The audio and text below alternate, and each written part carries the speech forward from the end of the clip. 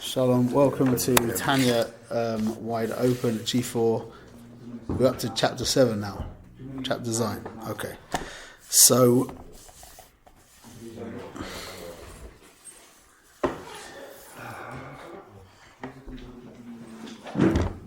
the chiddush is that there's something other than the Rabbeinu Shalom.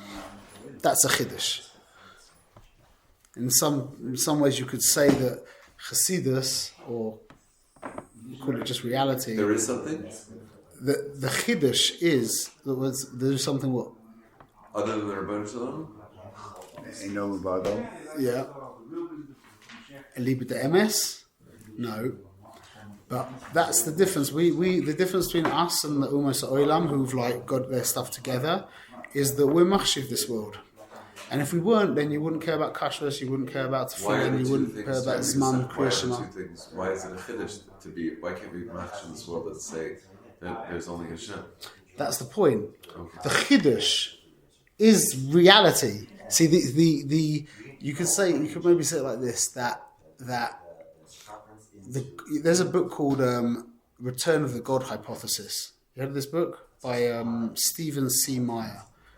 If you're like a big reader, yeah, it's a good, it's a masterpiece. People look back at that book in 200 years, and it's a science book. It's called Return of the. It's a famous book, Return of the God Hypothesis. It's a big bite. It's like a 600-700 page book, whatever. But it's really amazing. It really is amazing. And again, as a disclaimer, according to the halacha that I know, and again, you should ask your Rav this, but according to the halacha that I know, is that there is no heter to read these kinds of books outside of the bathroom. Yeah, so that's just all of this. That one was so good that I did read a bit of it outside of the bathroom, and I have a chavata for that. But that's how I understand things. Just you should ask your Rav if it's permissible. Say that. So this book, yeah, he goes through three main proofs for God. Yeah. Number one, I can't remember the order. Maybe the fine tuning of the universe. Yeah. The concept of the Big Bang. The world had a beginning, and DNA. The fine-tuning of the universe basically says that the chances of this world, of the parameters of like carbon existing, so there could be anything, are so ridiculously small. It's just it had to be just so. Exactly. So that's one. Then the Big Bang means there was a beginning. So there was a beginning. Kolzman, you're saying that the universe is constant. Then I can get away from that. And then DNA is, even according to Mr. Dawkins, Dr. Dawkins, is a language. And language, we've got no example, bichlal, ever, of a language that comes from anything other than an intellect. So that's me summarizing it down. It's a big book, but it's very beautiful. He talks about the whole, I think it's called epistemology. Is it epistemology, the content of how do we know what we know? And he's like a professor in that, and it's like 50 pages of that. Really, really interesting. Really, and he's very lucid, brings it very much down. It's a good bathroom book. So, but when you think about what's happening, is he's looking at this world. He's a really nice guy. Yeah, he's a put together good guy, and he's looking at this world, and he says, listen, the fine tuning, the DNA, the Big Bang. Everything's pointing to a supreme intellect that I can't understand, and you ask me where it comes from, I can't tell you that, but everything's pointing to God. Yeah? And that is how it should be by the Umas Oilam, without Yisrael. If you look at the deeper work of, if you look at the Kabbalah of Yisrael, yeah, it was a little different by the Rishonim, yeah, who got involved in a lot of this as well. But the way that I've understood it is that Yisrael, if you open up any of the Kisvei Ari, yeah, basically what he's struggling with, the question that's predicated, the whole of Kisvei Ari is predicated on this question. How can there be an oilam? Like, I understand God. That makes perfect sense, an indivisible perfection, complete perfection that's outside of Zman and Makom, that just is, that sits very well in my mind. How on earth can there be a world, a finite world? So he goes, that's what the Kisvei is. If anyone's learned any Kisvei, you'll see he's unbelievable mechanics of what happened for there to be a world. Even before Shviras Kalim, there's pages and pages and pages of what happened before the Shvira. Kal v'chomer after the Shvira and from the Shvira, and that's all in Atzilus. That's not even coming into the world of Bria. The Kisvei don't even touch Bria, basically. They mention about some things falling down, but they're not talking about the actual creation. It's all about the formation of Atzilus. So you see, it's the opposite. The Ummos Ha'olam take this world for granted, and we use our mind to extrapolate that there has to be a God. We take God for granted, and we use our mind to try and work out how on earth can there be also a finite world. It's the exact opposite. With me? The exact opposite. So a good goy is going up from down up, and a good yid is going from up down. And that's exactly how it's meant to be until the Ummos Ha'olam. We're not all doing what the Kisvei Arizal is doing. I mean, we also have to look at the world and see the brilliance in the world and have that all point to Hashem as well. Thank you. That was very important you just said that, because remember what you are. What is the definition of a Yid? Is a human being with a neshama. So the human element of you needs to do its due diligence. I have a cousin in England, like an Ivy school. It's not called that in England, but an Ivy school. He went to Oxford. Yeah, like a brilliant guy, And his wife got sick with Machla. This was a few years ago. And I haven't spoken to the guy for many years. And I reached out to him and said to him, why don't you daven, put a talis over your head and spend some time davening.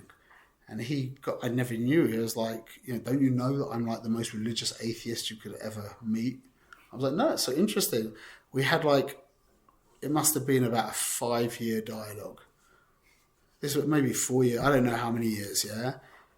Pages and pages and pages of emails, backwards and forwards, about the existence of God and Torah and at the end of it, after all these years, I said we have to stop this because it's just wasting my time. There's nothing I can say to you, Bichlal, but thank you so much, because you have mamash completely solidified my connection to reality.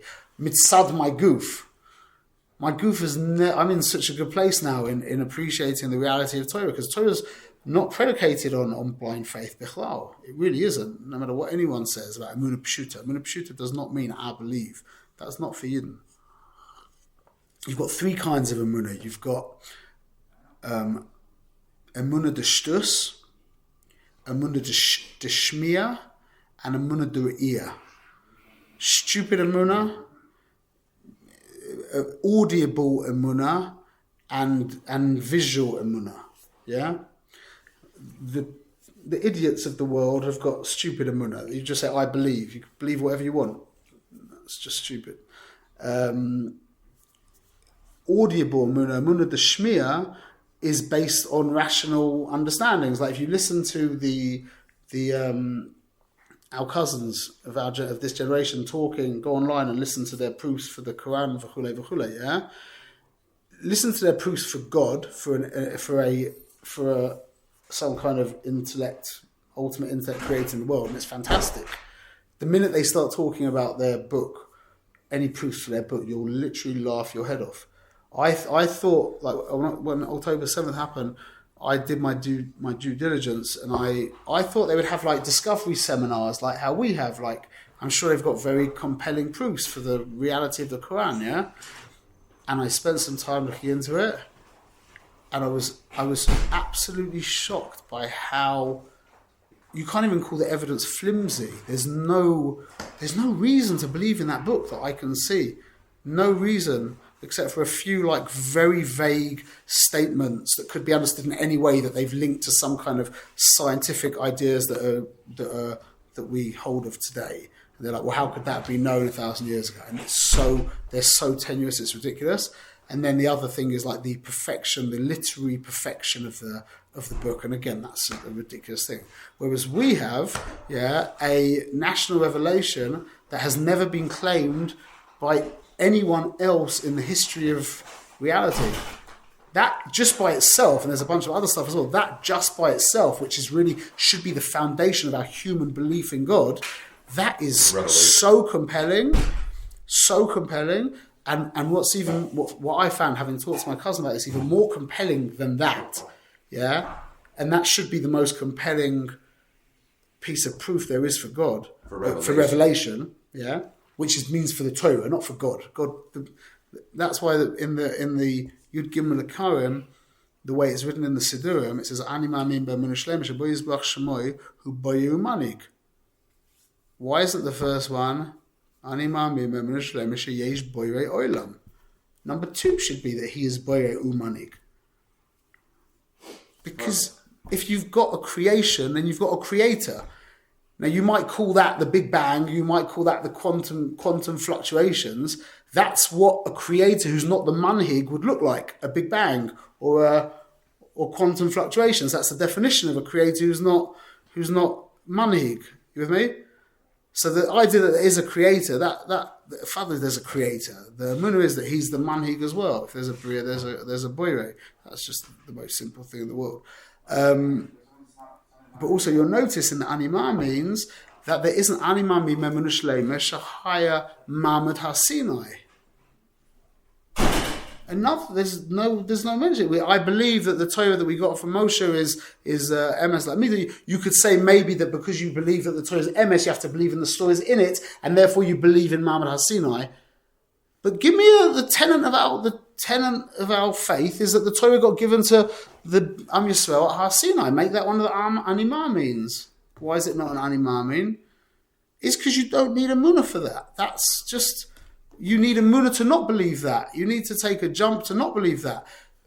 3,336 years ago, the only time ever such a statement has ever been made, that a whole nation of people saw God, never replicated again, that's mamash compelling.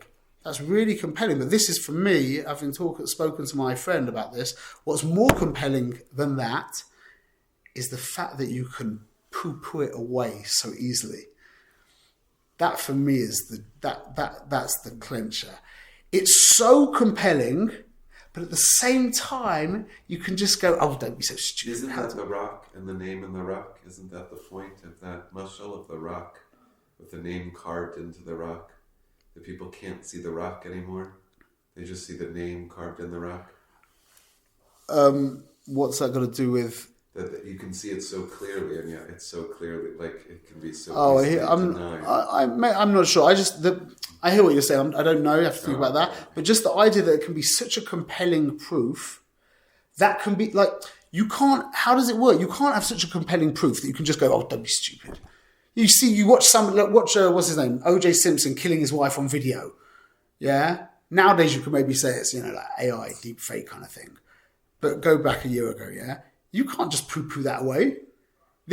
How could there be compelling proof on one hand that mitzad sheni you can just go, oh, don't be so stupid. 3,500 years ago. How do you know? How can you know? Do you hear what I'm saying? It means that's, anyway, we went on the side. We went on a tangent there. Huh? It's a heart problem. Exactly. That's the point. Hashem leaves it in your heart. Rahman Liba boy. He leaves it up to your heart. So he gives you. But this is the Rebbe Chanan. There's a Rebbe Chanan Levavchem is don't go after apikursis. Yeah. So why is it Acher Levavchem? If it's apikursis, it should don't go after your mind. Don't go after your thoughts. Don't go after your rational thinking. Because it's the most pashta zach that Hashem created the world and He gave the Torah. That's pasha. That's intellectually. So if the only reason you're not believing that is because there's something wrong with your heart, you have a negiah. That's exactly the point. That's exactly the point. But getting back to what we were saying is that the world exists. The chiddush is the world exists. Omni, you just knocked me off. I was just about to say something. 1 second. you need, as a human being, especially in 2025, especially in Tafshin Pei, you need to understand your goof needs, that's called Emunah D'Shmiya. That's intellectual Emunah. That means it makes sense. That's called, do you know it? I don't know it, but it makes a lot of sense to me. I would put money on it if the other option, that's just called, that's Emunah D'Shmiya. Emunah D'Re'iyah is Jewish Emunah, which is predicated on the fact that your neshama is looking at the Ribbono Shel Olam. Is the Ribbono Shel Olam looking at the No, your neshama is looking at the your neshama's. That's the soy. Why'd you cover your hands when you say Shema? Why can't you just close your eyes? Why? Well, some say for concentration, some say it's like a team of death. It's what? It's like a little reality of death in this world. We have the reality of that. This whole world is. Wait, so why'd you cover your eyes with Shema? It's concentration at Pasuk. But why don't you just close your eyes? Why'd you have to cover your eyes? So close your eyes. What's the benefit of covering my eyes also? What? With your hand, you're saying? Yeah. Ah. What's kaf? What's the Indian of kaf? Yeah. Kaf yad. Kaf, ois kaf, is kesa, is Mr. Kesa, which is the level beyond Chokhmah. So what we're doing is we're like, so to speak, looking into the essence of our soul. You have to remember that your neshama is also create. Your neshama's got many levels to it. It's a very complex entity. Yeah, the essence of the neshama is chelek chaim imal, is the Ribbono Shel Olam, like you said. The pace of feast is 600. You're saying What? The kaf is the letter. Kaf, letter kaf. Kaf yad is letter kaf. That's by the way. What? The pace of feast is No, because 600? Keter starts with the letter Kaf. Yeah, kaf is meramas to all the tzaddikim about. Kaf is meramas to kesa. The letter kaf. So that's meramas in kaf yad. Like for example, when you speak in second person to someone, where if you're face to face, which means you go beyond their name. When I say I'm talking to you, I don't need your name, because when you're face to face, you're talking to the person, beyond the one who has the name, not the name. You only need their name when they turn their back on you or they're someplace else. But when you're in front of them face to face, you say you. Yeah. In Hebrew, what's the letter that symbolizes second person? Lefanecha. Chaf. Chaf is the letter that I use, mashlom cha. When I'm talking to you, beyond the name, I say you. That's a chaf. That's like, we've said this many times, Harei at mekudeshesli. You're not marrying your wife's name, you're marrying your wife, the person who has the name. So you say, Harei at mekudeshesli. Yeah? That's an arichas in itself. But anyway, so the neshama itself, in that sense, is looking at Hashem. There is a higher madrega, which is called Emunah de Das. I don't know if you even call it Emunah, you call it Das. That's how what's it?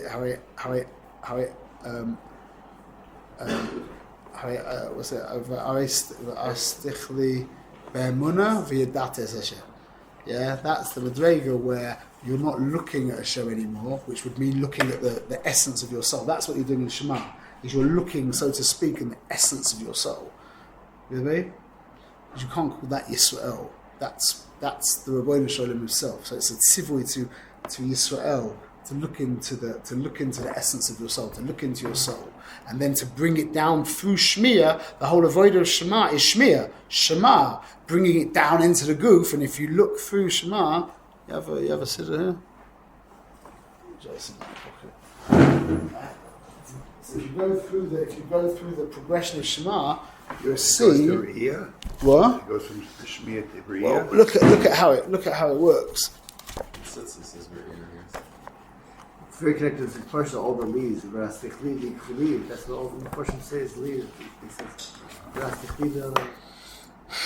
when he is in between chaf. It's the yud and lam. There's only letter between. There's a chaf. It's keter is in between. So last bit. Yud chaf lamed. Li in between the Yud and Lam and the Chaf. Oh wow.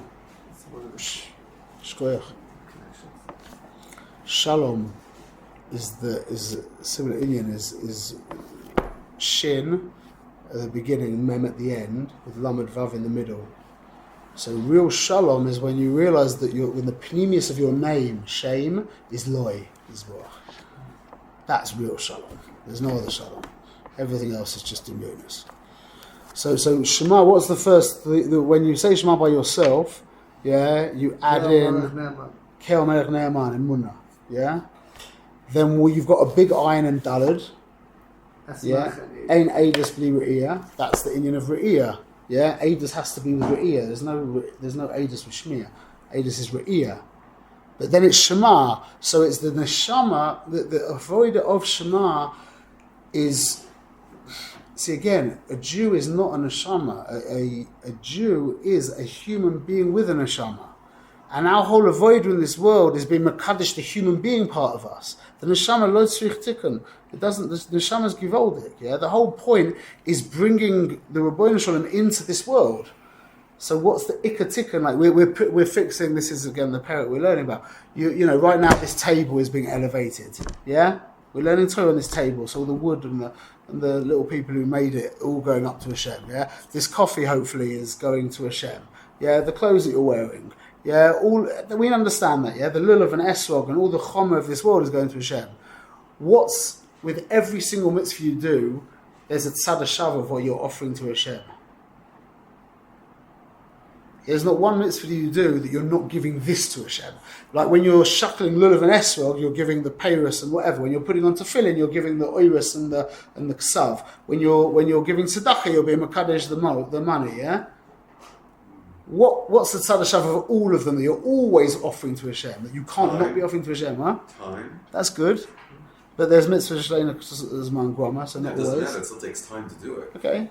You're offering your nefesh bahamas. You're offering yourself, your sense of self, your the humanness of you.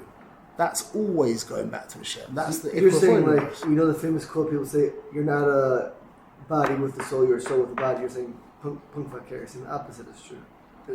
If you're a normal Jew, you're not elevated. Then you are a body with a soul. Meaning you're that's the avoider, is to stop being that. You should be identified primarily with Nishmas Yisrael, not with your goof. That's Perek Lamed Beis in the Tanya. That's the whole. That's the big thing there. The ikra of the world is to be identified with the neshama, not with the goof. But if you're a normal human being, a normal Jew, then you are primarily looking at the world through the eyes of the goof. That's how we see the world. And we have a neshama. That's why I say neshama shenasata bi tahirahi. The neshama that you put in me. Who's the me? That's the tefillah of the goof. Yeah, that's the tzaddik. The tzaddikim just say that because they're batul beroiv. They're batul beroiv. Meaning that's the nusach of Am Yisrael, of the regular yidden, the neshama that you put in me. But Hillel was dragging. They said to him, "Why are you going to the bathhouse?" He said, "I'm dragging this lowly body to, I'm going to give it some chesed, do some chesed to this body, give it something to eat." What was his perspective? He was seeing the world through the eyes of the neshama. That's a lot of work. So the avoider of the yid is bringing down the Rebbeinu Shalom into this world, but primarily the first stop is the animal soul that we have, the motivating, the nefesh achiyunis, the motivating soul. So look, it says it's clear. Look at this. So you say kel melech ne'eman. Yeah, that's the Indian of Emunah. Yeah, and then we talk about Eidos, ayin dalad, which is all about re'iyah, not shmiyah. Yeah, so it's the neshama looking at. We're not making this up. Yeah, we are aidim to Rebbeinu Shalom. That's what happened at Har Sinai. We became aidim. We saw it with our eyes. That's just a mushal. Mustn't tell us happening kol rega v'rega. The neshama's looking at the Rebbeinu Shalom. You can't. Seeing is believing. You can't fake someone out when they're looking at something. Yeah, you don't have to jump to believe something. You're seeing it. So Shema Yisrael, Shem Hashem Echad. Yeah, that's the whole thing itself. V'yahavta es Hashem Elokecha. V'chol levavacha, v'chol nafshecha, v'chol mo'idecha. That is the inyan of bringing it down into the midas. That's a whole big thing to get into this, but let's skip that because this will be a whole show in itself. But that's bringing it down into the higher levels of yourself. Yeah. Then these words, they should be on your heart, meaning that's really like your midas in the goof. Yeah. Is speech. Sorry, al levavacha. Al levavacha.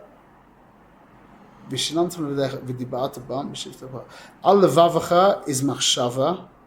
Vishnantam levanecha v'dibata bam is dibor. V'shivtecha b'veisecha uvleftecha v'derech shochcha v'kumecha is maisa, which goes to ukashatim lo'oisad yedecha v'yilu totovas beinenecha, which is the goof. Yeah. Which is the furthest from you. So that's the progression of Yiddishkeit. Yeah, I've forgotten exactly how to touch the top bits. I've got it written down. But it's the progression of the source of your neshama, or the source of your neshama is the Rabboni Shalom. It's a bit hard to say that, but let's say that. Yeah, just for want of a better way of saying it. Yeah. The shorish of Nishmas Yisrael is the Rabboni Shalom, let's say. Yeah. Now, the outer concentric levels of the neshama look at that. They look at its source, and that's called emunah. That's called emunah de re'iyah. So, what's the emunah of the actual essence of your soul? Well, you can't recall that emunah. It is God. Das. So that's like called das. That's where it's not. You have emunah in something else. That's why it's called emunah de das, if you want to call it that. Yeah. But that's the actual spitz of the soul is one with Rabboni Shalom mamash. So it's not like it believes in that's what Rav Yitzhak Ginsburg calls the Yechida Shali Yechida, the neshama of the neshama. He calls it emunah. It goes emunah oineg rotzon. Yeah, he calls the spitz of, it's a chiddush by him. Yeah, it's his thing. But he calls the very essence of the Jewish soul emunah. So our avodah of Shema is we're looking the lower levels of the soul that are still very, very godly. We're still talking about the nefesh lakis. Is looking at its essence. That's why we look into the cuff of the yad. Yeah, we're looking at the essence, and then we're filtering it back down through the machshava dibor maisa, into the goof, into the crushing of the bias, and from there out into the world. In a visual sense, it's Chaim Vital writes in, he says that the way the spheres work is there's always keter going out the malchus, but the way we relate to it is back from malchus back up to keter. So in the world what you're explaining is basically our perspective starting from the bottom up. In reality, it flows from the top down, though. That's keter flows all the way to the, but we can't access that downward.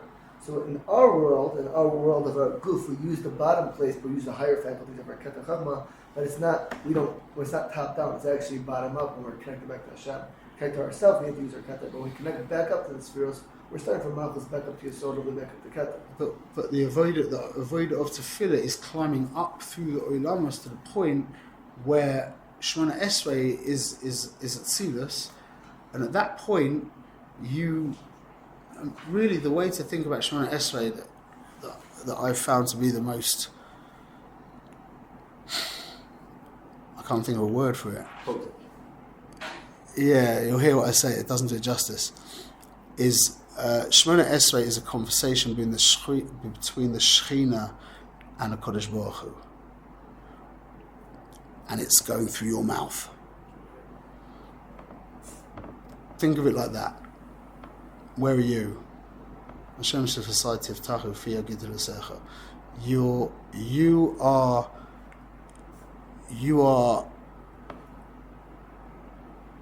bringing into reality the deepest desires of the Shechina HaKadosha.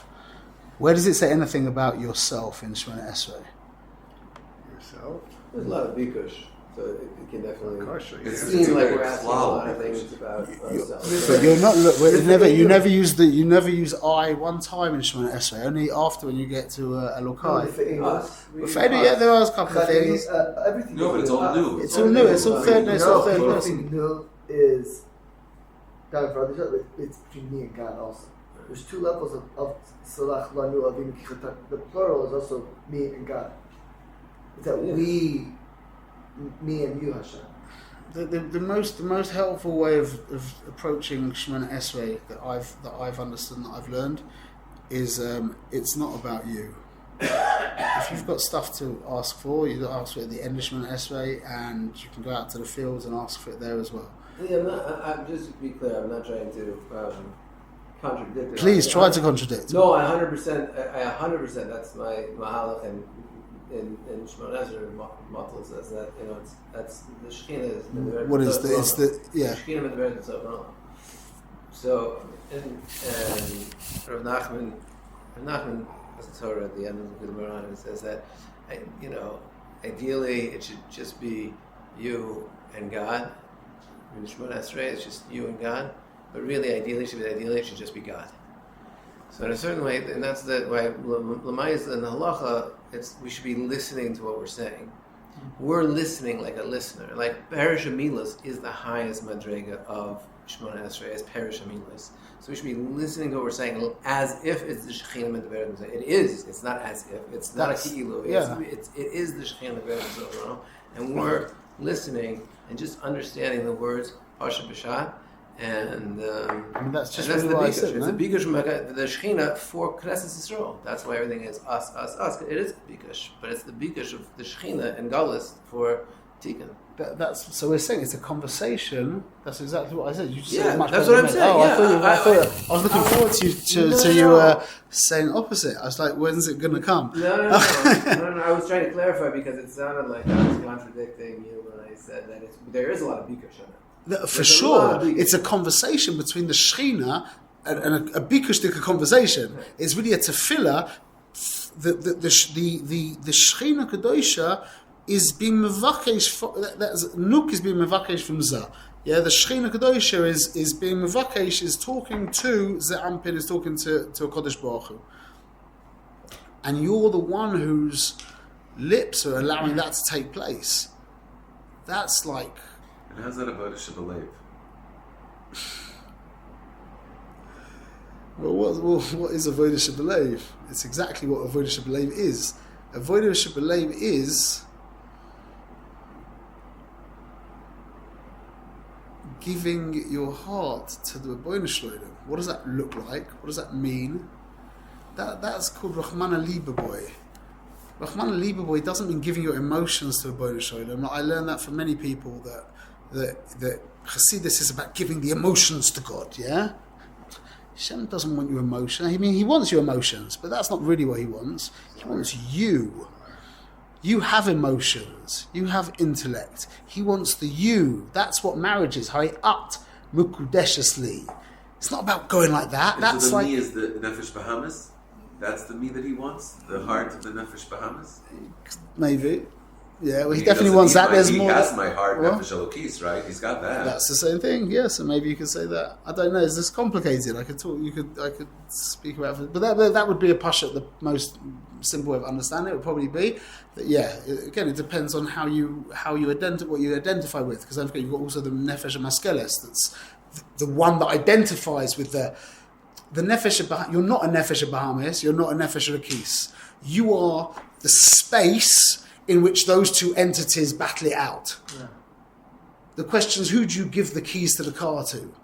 Who are you identifying with? So when we identify with the Nefesh Bahamis, well, you've identified with the Nefesh Bahamis, so who are you?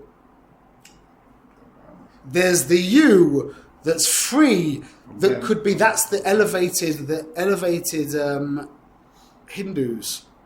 Yeah, are very much connected to that part of themselves. They've gone well beyond their Nefesh Bahamis, and they are, so to speak, disidentified. Whereas our Voida, But they have nothing to be identified that's the with. point, so they're now disidentified.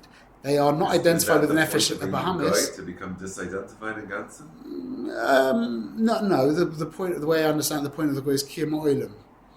If that guy is now going to get his hands dirty and start building the world and create a nice place for everyone, then it's great. If it means he's just going to sit there and pick his nose and talk stupid, fancy words, then, I mean, that could also maybe help other people fix it. I don't know. But the point of the Umas Oilam is to create an Oilam. Stay an elevated Hindu if he starts building stuff and doing stuff. Yeah, but it could be that he has followers who he's telling to do that too. We shouldn't denigrate these people. They're not Oivdei Avodah Zarah, and they've done a lot of work on themselves. Some of the people that I've learned about have done a huge amount of inner work, and they've gotten to a place of utter detachment where a lot of Yidden would be, it would be a good thing for us to do that kind of work. So we said before, the unenlightened human says, I am that. The enlightened human says, I am. That would be having disidentified from your human element, and and the Jew says, I am yours. That's the avodah of tefillah is like, that's what I find it. I know this is people don't like this because I know everyone loves the whole his boidus thing, yeah?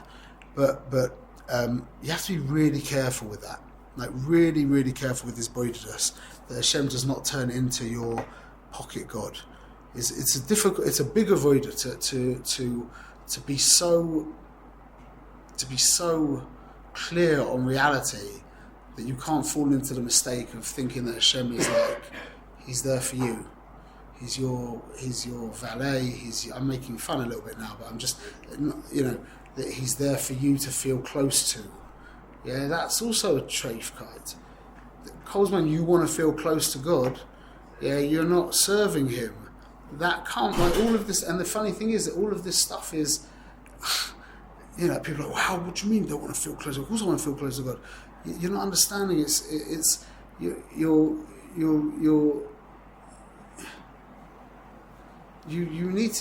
need want to serve. That's called avodah shebelev. Avodah Hashem, I belong to you. I'm yours. Is this boidus atzilus or only tefillah b'tzibur? Is boidus atzilus? Shemona Esrei you're saying is atzilus. It's yeah, that's 100%. Right. Yeah. What's this boidus? That would depend on the person doing it. But it's not atzilus.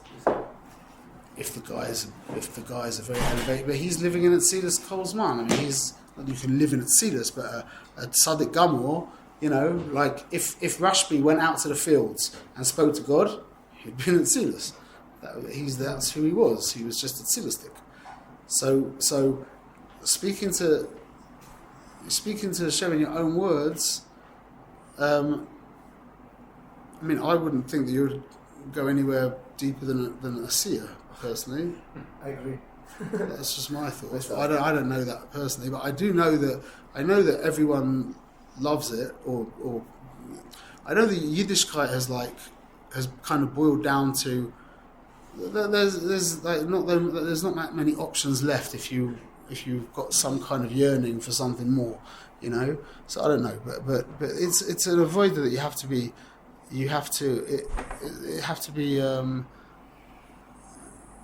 weary of. You have to be a little bit scared of, because it's very easy to fall. And especially that I see the poil. Everybody's already in that. Everybody's already in. Hashem is for me. It's not his book. Yeah, well, that's called. It's just at least you're talking to Hashem. That's called Gehenna. I don't know if that's such a milah. I mean, everyone talks about that. We want everyone to believe in God. Yeah. I mean, look at what happened on October 7th. I've said this over and over. Yeah. That was a bunch of people who believed in God. What was the benefit of that? It was shoyim. Lahavdil, I don't want to compare you to that, but what's the benefit of the what is that about? I believe in God. What do those words mean? What does that mean? You know what I'm saying? There's a lot of learning that goes into this. A lot of, or should I say, a lot of unlearning that goes into this. God isn't a thing. He's not a spirit. He's what we call reality itself.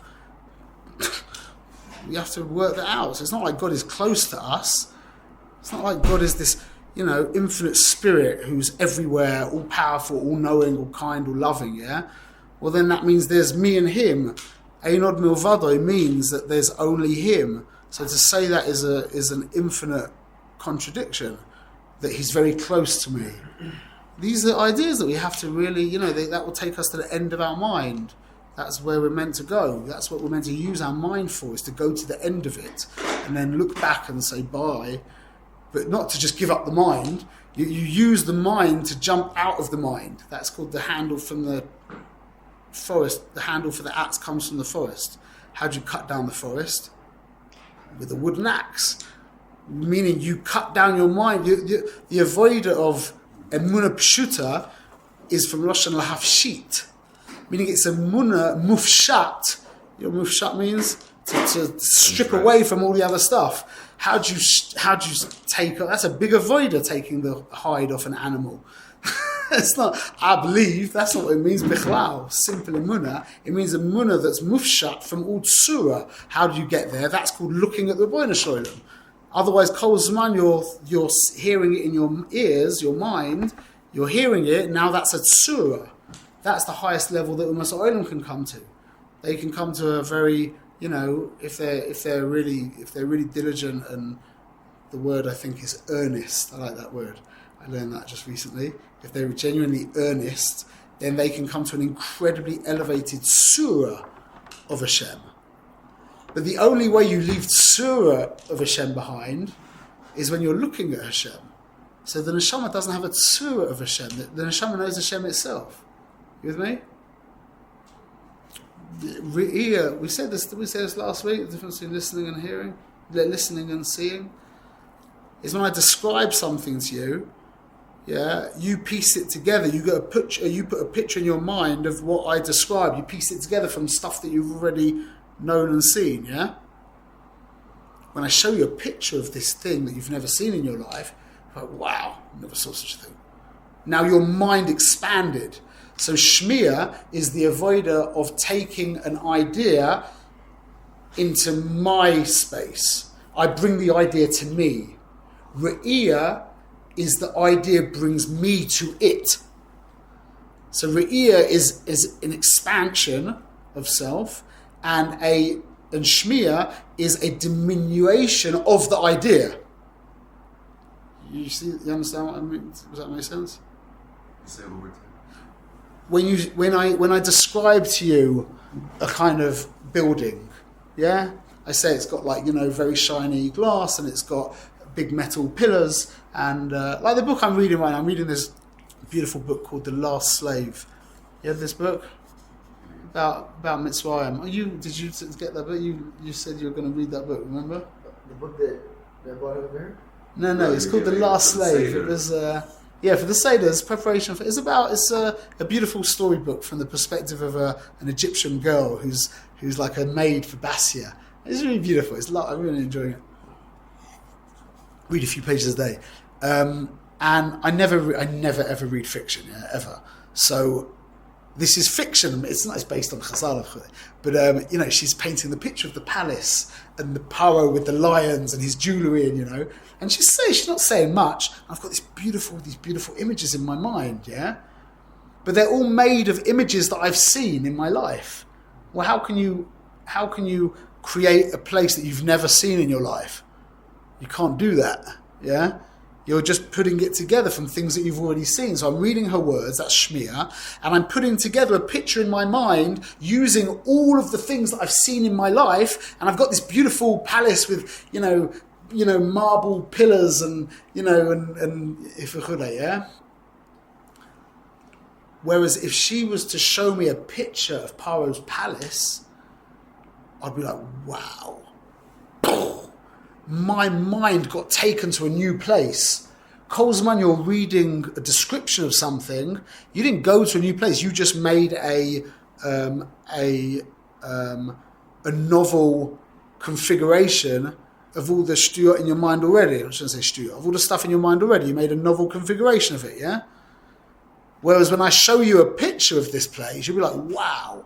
Meaning that you got taken to, so that's the difference between Re'iyah and Shmiya. That's going back to Emunah the Shmiya and Emunah the Re'iyah. The Kol Zman, your Emunah is predicated on your intellect, You are fitting God into you. You with me? So that's Ein Machshava Tefisa Beiklau. You can't think about God.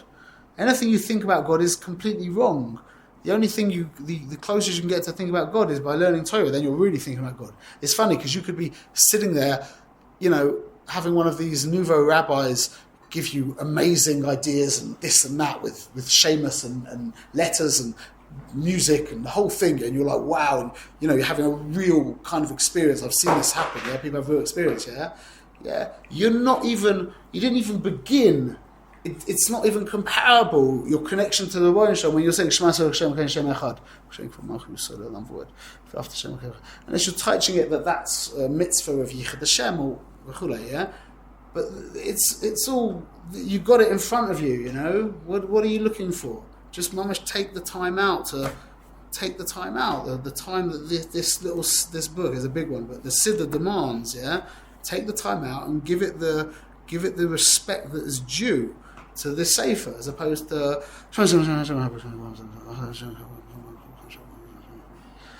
give it the respect it's due.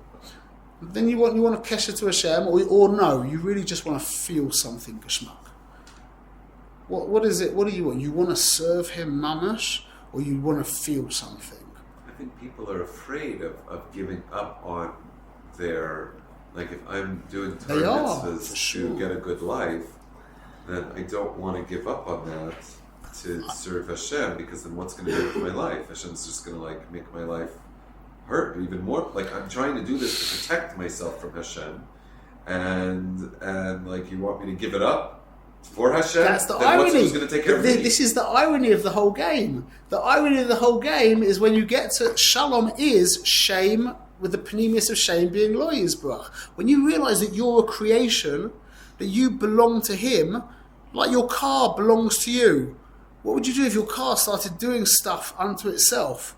What are you talking about? That's a chutzpah. If it changed its oil by itself, I'd be okay. Then that's because it's working for you. Yeah. There's a Rashi in this week's parsha that brought me to a Gemara where I was talking about the Tochel Kubaro, because the Aron had the gold. Yeah. The Tochel Kubaro, and it says if you're learning Torah in this book that you don't have Yiras Shamayim, it's not Tochel Kubaro, then you're building a gate, but you don't even own no courtyard. Yeah, that's a famous chazal. It brings in Tanya as well. Yeah. But the avoider of the Jew, the avoider of the human element of the Jew, is to, you say it, koinei koil. What, you're yotzi min haklal? The Russia is yotzi es atzmo min haklal. Koinei koil means you own me. I'm your possession. I belong to you, Rebbeinu Shalom. Now, once you get that in perspective, life becomes, this is the irony, it becomes mamash givaldik. Not that you're doing it for that reason, but it's the exact, everyone's so scared to let go of their sense of self, but you don't realize that's the prison that's called Gehenna. That's the illusion that we're here to break free from. You need to realize that you're here to serve the Rebbeinu Shalom. Serving the Rebbeinu Shalom means you exist in context of Him. Like, I got a really big feeling for that when I saw Trump get shot. Yeah? And then I saw his chevra jump on him. Everyone saw that, yeah? They made a little ball of people to, if he started shooting, they killed the guy straight away. But they each one of them was prepared to take a bullet for Donald Trump. I can't think of anyone I'd rather not take a bullet for. I like him a lot. I love what he's doing. I'm enjoying the whole thing. Yeah? But I wouldn't, take a bullet for him. But that's the idea. Look at those guys, and they see their life as lahavdil. They exist in context of Mr. Trump. That's in your Mesiras Nefesh. That's not the Mesiras Nefesh of the Nefesh of Lakis. That's the Mesiras Nefesh of the Nefesh of Bahamis. That was the Madrega of Rebbe Akiva. You hear that? The Madrega of Rebbe Akiva was he was giving his life up with das and simcha, not like the Tanya speaks about, where you're giving it up l'mala min a das. But Rebbe Akiva is the ultimate yid, because that's the avoider of the Jew, is to get your body so identified with being a possession of the Rebbeinu Shalom that you become so identified with the fact that you belong to him, you're his possession, that's the avoider of the goof, not the avoider of the neshama. The neshama doesn't belong to Hashem, the neshama is Hashem, if you want to say it like that. The neshama is a netzo. You can't say it's like the rays of the sun coming from the sun. It's not something other. You can't say the sun owns its rays. The rays are of the sun. So to say that the neshama is a neches, a property of the Ribono Shel Olam, that doesn't do it justice. The goof is property of the Ribono Shel Olam. You with me? So avoid it. Get that clear that you belong to him, and you're like, wow, all the pressure just falls away. It's like, oh wow, that's called an Eved Hashem. I'm trying to be Oved Hashem. That's the whole avoider. So Kol Zman, we're looking for the experience. But you got it. Why are you looking for an experience? I mean, the nefesh is skelas. Sorry. Well, so just to finish this, because we do need experience, yeah? Especially in our generation. Just like we need to eat, just like we need exercise. So do you need experience? Yeah, experience is as important as exercise. Is it exercise important? You're damn right. Exercise is extremely important. But to say you need it, well, you need it so that's the point of experience. And this is the irony, is that if you get this deep into your kishkas, that you belong to him, then all of a sudden, well, I'll tell you first things first, is if you can get that clear in your mind that you belong to him, then you'll start davening differently. Shachos will start becoming, instead of a 40-minute avoider, it will start becoming at least an hour and a half avoider. Yeah. And what's the avoider of Shachos? To have an experience. That's the irony of the whole thing. Why do you want an experience in Shachris? Because I'm an Eved Hashem, and I want to do what Hashem wants. And he wants me to have an experience in Tefillah. He wants me to... I'm not doing it for the experience. I'm doing it because I'm trying to have an experience, because that's what Hashem wants from me. Because the way my life works is that my day goes after Shachris. That's very hard. You also want an experience, and you also want to serve Hashem. Like, you want to serve Hashem, whatever experience comes. No, but that's the this is answering your question now. That's the avoider of tefillah, is an experience. Hashem wants you to have an experience. The way the Rayats, the way the Babach Rebbe described it, I think it was him, is that davening is like it's the tikkun hanefesh, meaning it's the nefesh of Bahamis, the nefesh of Chiyunis, sitting there watching the neshama going like that for an hour and a half, and he kind of gets into it. It's schlepping the. Can you say that again? Sorry. It's schlepping the nefesh of Bahamis is like sitting there watching the nefesh of Lakis davening. And if you're doing it properly, yeah, then he starts to get a fit. Like I'm talking from my own. This isn't Guy, but this is just I've been doing this for a while now. That I probably 8 years ago, something like that, I decided to take Shachris seriously, yeah. And now I really enjoy davening Shachris. My animal side really enjoys it. It's not like something out there. It's not like it's an avoider. The problem is that all the shtibelach and everything's set against us. You have to really be proactive to do it. Like I go to Shimon Tzadik every morning. I try and daven nates. I take a time out. I try not to speak. I don't look at notifications. I don't have one of these telephones anyway. Bichlal, that's a big help. I take the halacha seriously. I take the eitzes of the Shulchan Aruch seriously. And now, many years on, it's been mashpia that I really like davening Shachris. I don't like hold anything to that. It's just that's what happens if you start taking it seriously. That's how Chazal weren't stupid. They were the farthest thing from stupid. We're looking for all these seminars and all these quick fixes and all this stuff to like give us the experience. You're like, why are you looking to learn from like little people of outdoor who are like? Don't get me wrong. There's a lot of godless in outdoor as well, but not compared to the Tanoim. You can't compare them to the Anshe Knesset Gedolah, to the Nevi'im, and to the Mordechai. He was on the Anshe Knesset Gedolah. He was masachin this little sefer here, the Siddur. You think that they weren't all over it? Just start giving it the respect that it's due, and it will be much better. I'm living proof of that. The reason people they don't like Shacharis, it's not we don't do a good job in Shacharis, is because we're doing it for ourselves and we don't really care about ourselves. This is the whole irony of what we're talking about. We don't care about ourselves, and so it's not really for me. So what do I have to put in? Like, okay, I'll skip and I'll this and all that because it's just for me anyway. And so if it's just for me, who cares? The whole life becomes like that. Then it's like, oh, I actually have to think about it, or I actually take it seriously. It's not just for me, for my, But that's not just a filler. That's your whole life. You stop. Nothing becomes about doing it for me. So everything becomes infused with huge energy. It's like I'm doing it for you, Rabbeinu Shloim. If it's for me, that I don't feel like it. So, you're not going to get Gan Eden, or you're going to go to Gehenna. You know what? I'll take a little bit of Gehenna right now. I just can't be bothered right now. Leave me alone. Give Kriya Shema to somebody else right now. Whereas it's not for you. This is for Rabbeinu Shloim. This is Dir B'Tachtonim, and this is the Rabbeinu Shloim's, tzorech gevoya, to bring him down into this world. You don't feel like Kriya Shema? So what? Get up and say Kriya Shema. You want to go back to bed afterwards? Okay. Get up and say Kriya Shema. I told you a story with my son Yochanan. I love that. A gorgeous story. He's 11 now. He must have been probably 9 at the time. We're learning. I just love this story so much. We're learning the Rambam. We're going Kaseda through the whole Rambam, yeah. And now it's because a couple of years ago he was davening. He would get up early. I would come home early. He would get up before Cheder, and I'd schlep him out of bed. And we'd learn Rambam. And one day, I told you the story, no? You've forgotten it. Well, you told him you were going to beat him up? No, it's different. Same kid.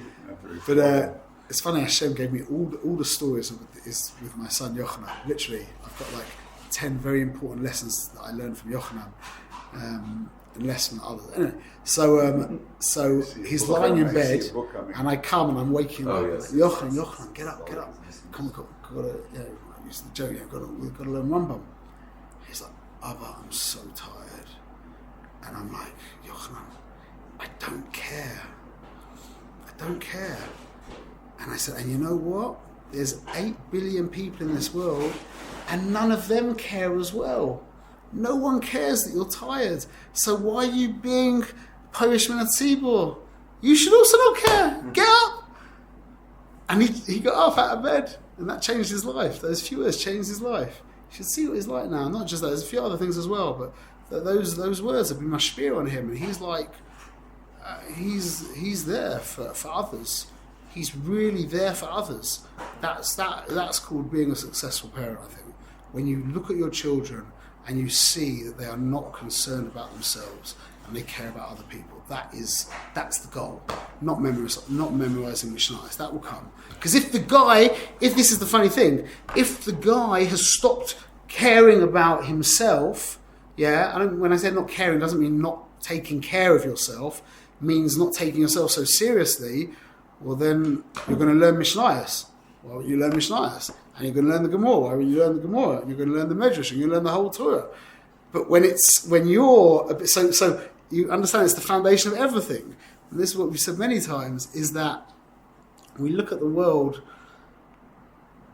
as endless. I've got endless tivers, yeah? I've got endless tivers. And you'll give me a list. I've got to stop looking at stuff on the internet. I've got to stop saying horrible things to my wife. I've got to start getting up on time. Yeah, I've got to concentrate when I'm davening. I have to give more tzedakah. And you'll go on. And from each one of those things, you'll say, so look, I've got a problem with looking at this and that. I've got a problem with getting out of bed because I'm lazy. Yeah, I've got a problem with overeating because I'm a glutton. And you go on, and you've got a whole bag or a whole building of problems, yeah?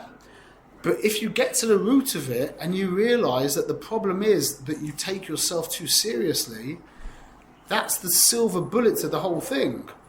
If you can turn around to yourself and yourself says to you, I want to look at this on the computer, and you've developed yourself enough to turn around and say, shut up, leave me alone.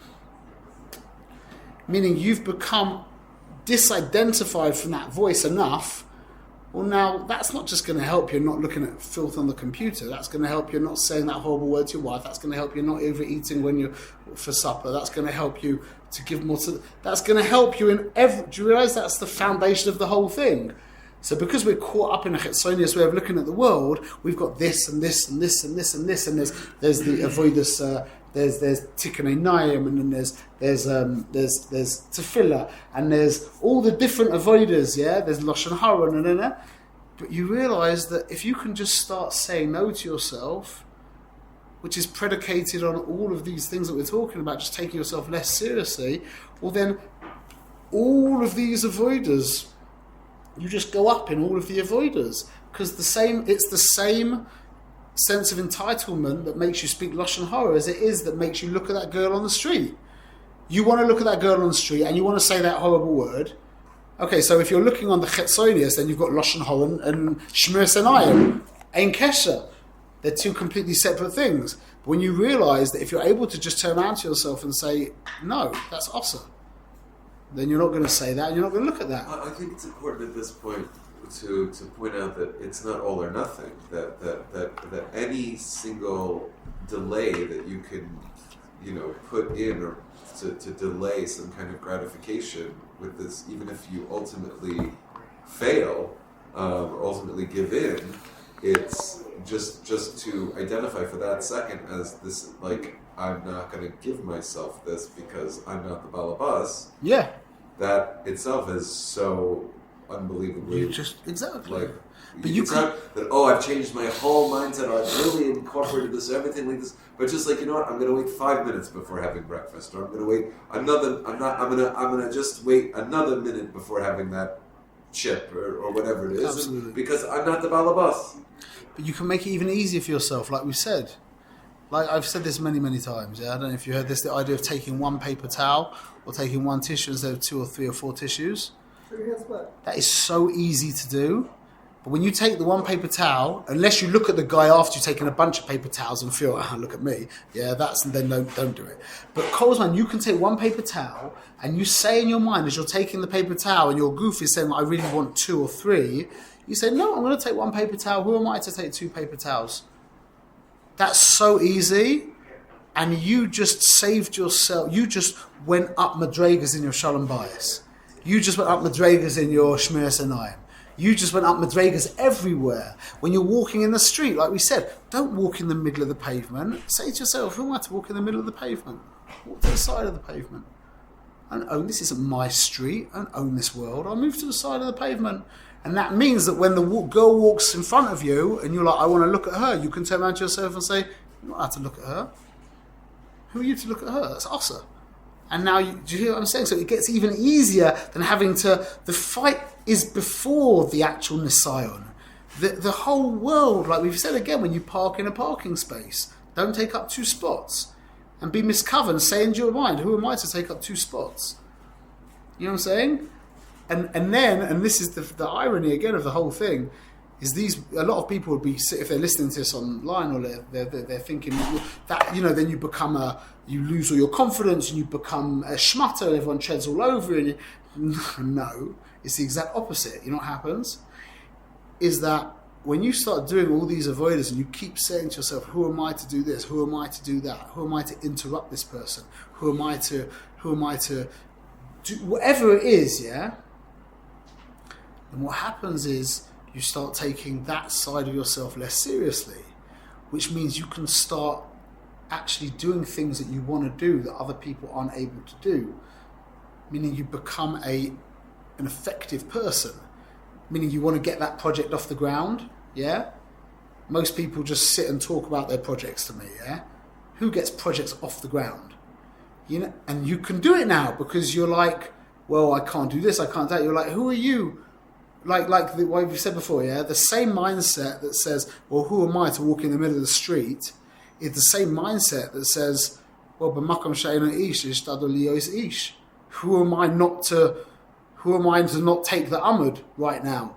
You know what I mean? It's the same mindset. Who am I to not stand up to this guy and say, shut up, what you're saying is nasty. That's horrible what you're saying. who am I to not say that? So it empowers you. And your confidence then, well, you're not really confident in yourself. That's what Rav Manis says, having become disconnected from the what I am and becoming connected to the why I am. And now your confidence becomes godly. It's moedic. It's so backwards to what everyone says and thinks that this idea of being memayit yourself turns you into a powerhouse, mamash. Moshe Rabbeinu was ish alav ma'oid. He was the most humble of all men. Yeah, Shechina with the best with toicha koreinu mamash. You couldn't look at his face. You couldn't look at his face. You think that's like a little guy like bent over, like, you know. Avram Avinu was a mighty warrior. Yeah, he was a makava to Hashem. It's the exact opposite of what you think. When you're connected to what you are, as opposed to why you are, you're just a little fragment. You're just a pixel. You're just a pixel of light floating in the ether. You're nothing. You're just that's what you are. When you realise that why you are, then you zoom out and you realise you're this gorgeous picture made up of trillions of pixels. That's why the analogy of the LCD screen is better than the analogy of the orchestra. So we've had for many years, we've had the analogy of the orchestra. You're part of an ensemble, yeah. So what's one instrument by itself, and you put together, an amazing 70-piece orchestra. So that's the idea of the big ensemble of creation. But the problem with that moshel is, if you take out a saxophonist by himself, or any instrument, maybe not the triangle, but take out a saxophonist by himself, that's amazing. It could be amazing. It can be monumental. A guitar solo, a saxophone solo, a piano solo, that can be monumental. That's not how it works in creation. By yourself, you're not monumental at all. That's why the pixel is so much better, because by yourself, what's a pixel? It's just a little speck of color. It's just annoying. Yeah. When you zoom out and you see that you're all, you verstehen? It's a much more healthy thing, because if you do go it alone as a solo musician, you have something to you. But that's not how it works. It's really funny because we've actually spoke about. We'll finish off because we've actually Hashgacha Rabbah. That is chapter 7. We didn't get there consciously, but Hashem gave that to us. That is chapter 7. I'd say he says that when a person, he talks about tshuva, and he says that a person who does averos ends up in a, excuse me, shehi tshuva me'ava me'umka deliba. Yeah, this is why he does tshuva. Bi'ava la Hashem ke'eretz eifa v'tzia, like a parched and barren land. Liyois ki adheina haisa nafshay be'eretz tzia v'tzal maves. Here's situ achar uchoykem or pnei Hashem b'tachlis. That the reason why he's doing tshuva is because his nefesh has been in a desolate and empty land, a barren land. Yeah, he quotes Tupac here, with Sal Maves, the shadow of death. Yeah, so that's where that man was kulu in the shadow of death. That's the place you go to when what everybody in the world is saying you have to pay attention to, your sense of self. You end up in this Eretz Tzir V'Tzal Maves. And that's why we're in such a good position now, because we've, in our generation, in 2025, in Tafshin Pei Hey, we've gone so deep into the eye, we're in this Eretz Tzir V'Tzal Maves mamash, and everyone's looking for the real refuah, which is the Rabbeinu Shloim, not my dimyon of wanting to have the Rabbeinu Shloim, but to be an Eved Hashem, to give my heart to the Rabbeinu Shloim. That's called tshuva. To not be that one pixel anymore, but then to reincorporate yourself into the full picture. You have to. We're all focused on being the one pixel too much, and now we're all just pixels completely separate from each other. You have to zoom out, and that's the definition of a Raksha. Yes, that's why I'm in a cloud. Our job is to see ourselves b'toich a klal. I am a piece of a machine. I'm a very important piece of a machine. If I stop functioning, the whole machine on some level grounds to a halt. You take out one cog from a complex machine, the whole thing is messed up. That's how important you are.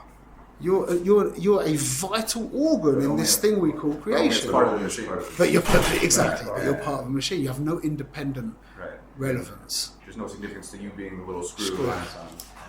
Okay, we should all be zeicher to serve Hashem. Right. This is what is called lishma, the avoid of lishma, of seeing yourself as one of His possessions. So, anyway, this Sunday at what time? Shkoyach. 8 o'clock Sunday.